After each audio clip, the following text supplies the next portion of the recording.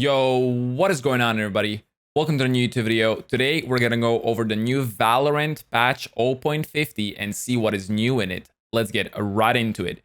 If you guys don't know, I stream on Twitch every single day except Sundays. Link down in the description below. Also, if you like these types of videos and you would like to see more, please don't forget to subscribe and drop a like. 12th of May right now, we have the new patch 0.50. It is amazing. They changed a lot of new stuff. As you can see right here, all rifles have been updated to make a single tap and burst fire more efficient. They changed some heroes and agents, some maps, exploits, and stuff like that. So let's go right through all of these.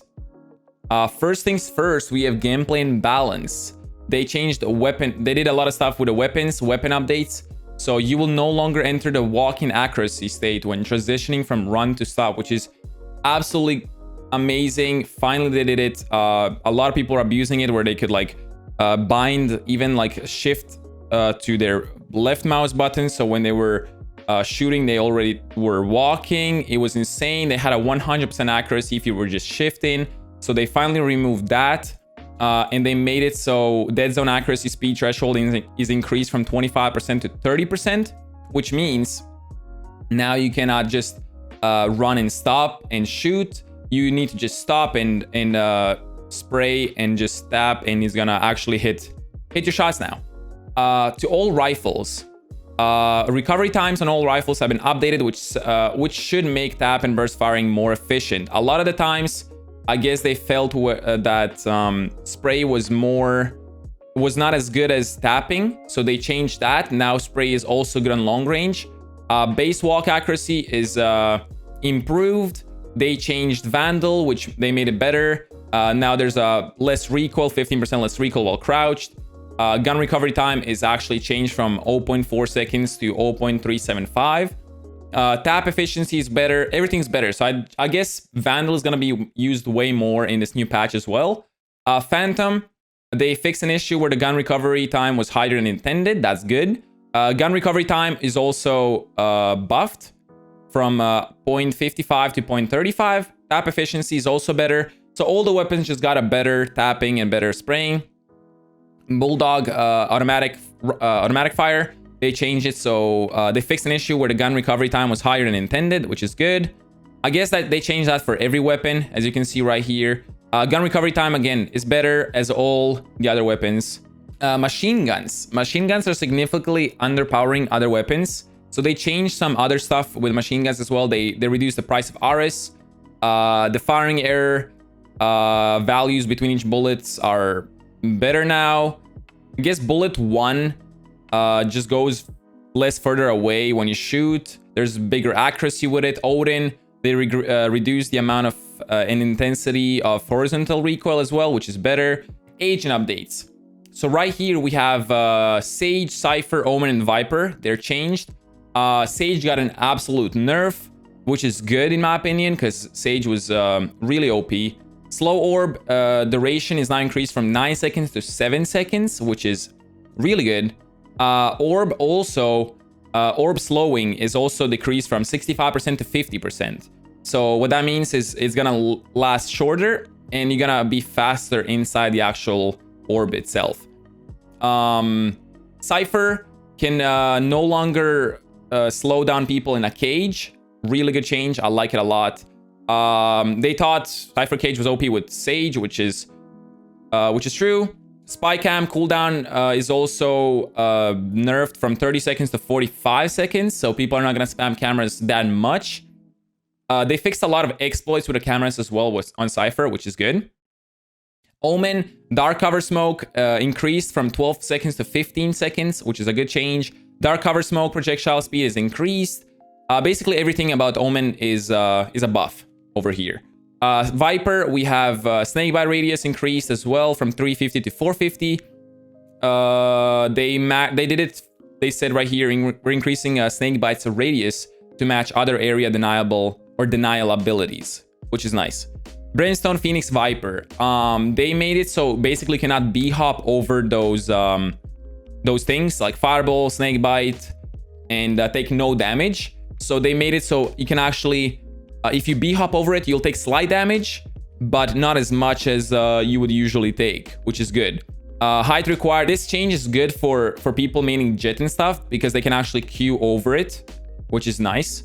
Agent ability credit cost tuning is they changed a lot of prices on a lot of spells as well. Sage Barrier Orb is increased from 300 to 400 credits. Raise Blast Back, which is a satchel, they increased that from 100 to 200, which is nice.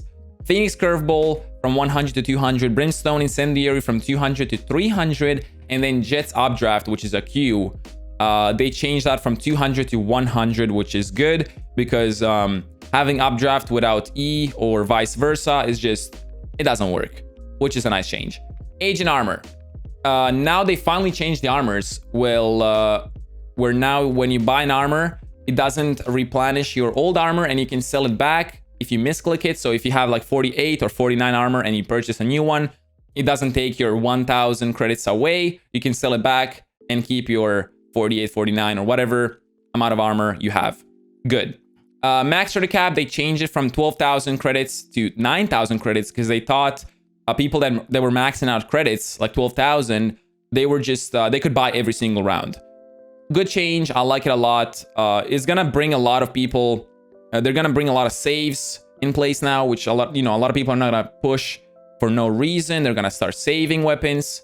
Character updates. They changed Sova's Aldrone, which makes a layer of sound for engine rotors. So basically, it's gonna just make more sound, I'm guessing. Map updates. They changed all the new, they changed all the maps.